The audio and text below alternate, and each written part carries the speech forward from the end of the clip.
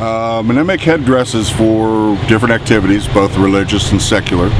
And this particular one that I have on is a kind of a honored remembrance of the sesquicentennial, and it's hallowed ground because of the fact that the men gave their lives up both on the north and south, and just a remembrance of that.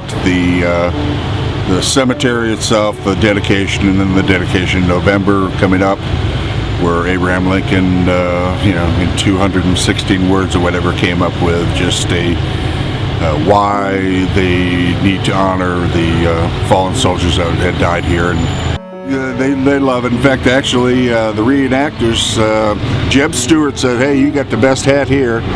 And I got a picture with Jeb Stuart, General Lee, Abe Lincoln, I think General Grant, and a few others and stuff like that. It's just kind of